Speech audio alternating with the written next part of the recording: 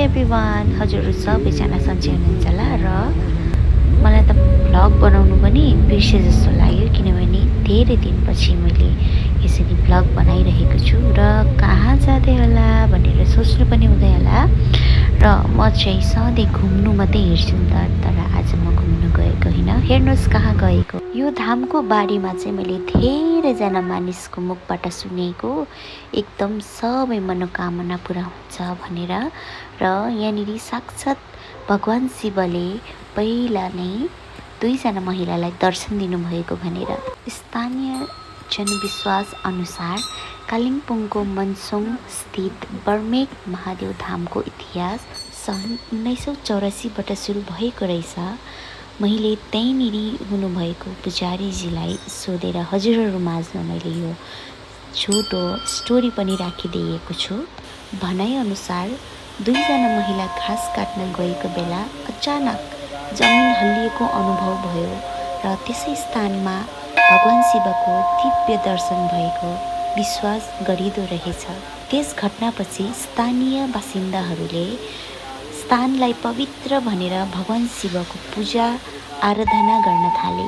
समयसँगै भक्तजनहरूको आस्था र विश्वास पनि बढ्दै गएछ र आज बर्मेक महादेव धाम धेरै श्रद्धालुहरूको आस्थाको केन्द्र बनेको रहेछ। र मैले पनि धेरै अघिदेखि यो धामको विषयमा सुनेको थिएँ र आज म पनि यो धाममा साक्षी भएर दर्शन गर्नमा सफल भएकी छु।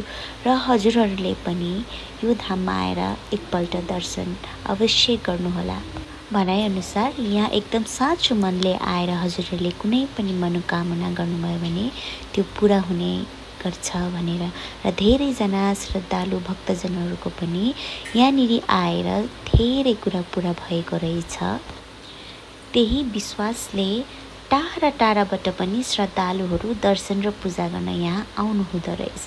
र म पनि कालिम्पोङको छिमेकी सिक्किम राज्यबाट यहाँ बर्मेक धाम दर्शन गर्न आएँ। अब यो आउने मन्डेदेखि चाहिँ सावन लाग्ने रहेछ, अनि सावनमा त झन् एकै महिना एकदमै महापर्व जस्तो यहाँनिर मनाउने गरिँदो रहेछ। यहाँनिर चाहिँ भक्तजनहरूको चाहिँ यति धेरै भिड हुँदो रहेछ। कसले यो अनुभव गर्नुभएको छ, भगवान् भएको मन्दिर सबै ठाउँमा शान्ति मिल्दैन, तर कुनै कुनै मन्दिरमा पस्दा यति शान्ति मिल्छ।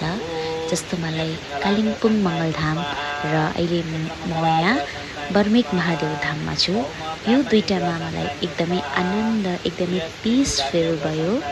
मनसोङ भन्ने ठाउँ चाहिँ महादेव धामले त परिचित भयो, तर यहाँनिर चाहिँ टुरिज्मको दृश्यले पनि एकदमै परिचित भएको स्थान रहेछ। यस विषयमा म अझै जानकारी लिएर म फेरि आउनेछु यो मन्दिरलाई दर्शन गर्न। त्यति बेला म हजुरहरूलाई भन्नेछु। र हामीले पूजा गरिसकेपछि चाहिँ हामीलाई प्रसाद नलिँदै नजानुहोस् है भन्नुभयो पुजारीजीले, र हामीले प्रसाद लिएर गयौँ। र आजको दिन पनि एकदमै शीतल, एकदमै राम्रो भएको थियो। बर्मेक महादेव धामको विषयमा धेरै सुनेको थिएँ र आज मैले दर्शन गरेर फर्की पनि सकेँ र म फेरि अर्कोचोटि गएर तपाईँहरूलाई अझै जानकारी लिएर म तपाईँहरूलाई भिडियो मार्फतै लिएर आउनेछु। र आशा गर्छु हजुरहरूलाई यो भिडियो, यो सानो मेरो भ्लग मन पर्यो भनेर।